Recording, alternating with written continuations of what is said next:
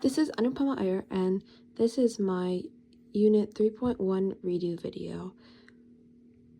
Aggregate supply is the supply of all the goods in the economy combined.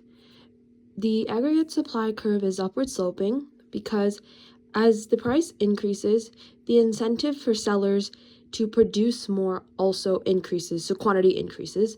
And when price decreases, the opposite happens. The sellers have less of an incentive to make more quantity, so quantity decreases. And because when price decreases, or when price level decreases, sellers make less profit, so the quantity will also decrease. There are three shifters of supply: resources, actions by government, and productivity. When the amount of resources increase, then the supply curve shifts to the right, the aggregate supply curve shifts to the right or increases. And when the amount of resources decreases, then it shifts to the left. The aggregate supply shifts to the left and decreases. Actions by the government are things such as taxes and subsidies that the government implements.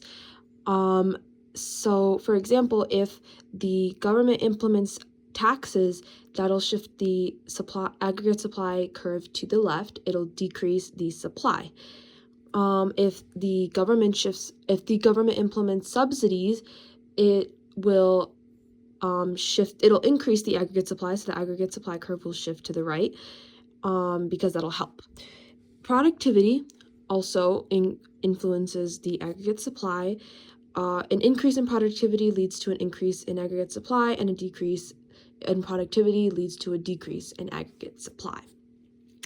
The difference between Keynesian and classical economics is that in Keynesian economics, which was championed by John Keynes, it emphasizes the government intervention to manage aggregate demand and in the economy. So Keynesian economics emphasizes the government intervention, whereas classical doesn't.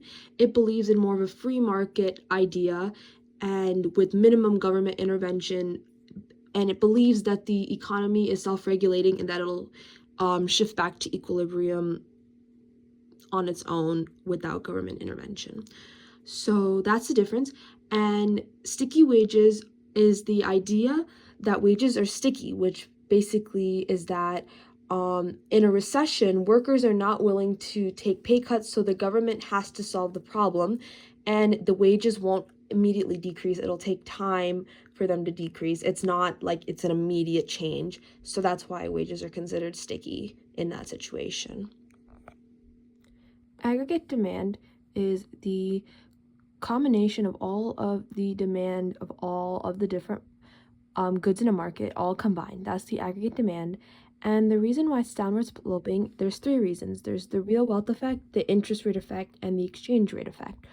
The real wealth effect is the fact that people, when at a higher price, for example, up here, when the price is higher, people have less spending power, so their real wealth, their quote-unquote real wealth, that decreases, and so they can buy less.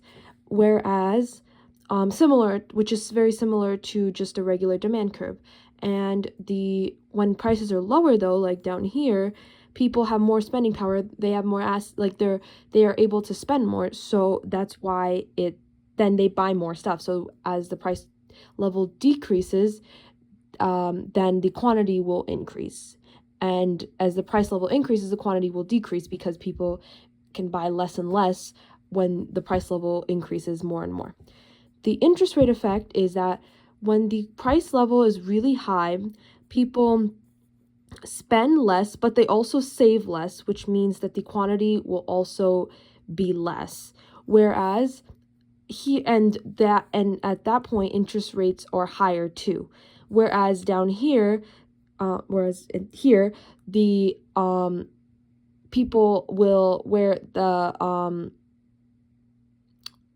the real GDP, where it's higher, the price level is lower, but people will spend more and also save more, and interest rates will be lower. So that's why this curve is downward sloping.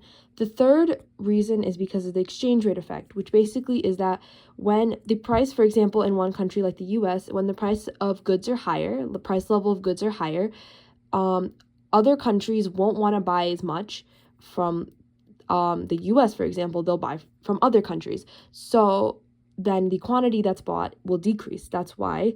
And the opposite is true. When the price level is lower for the goods, the other countries will want to buy it because they're lower and they won't have to pay as much. So the quantity will increase. So they'll buy more. So that's why the aggregate demand curve is downward sloping. And it is these three factors that cause a shift that they don't cause a shift in the curve. They are just a movement along the curve. So these three factors cause a movement along the curve, not a shift in the curve.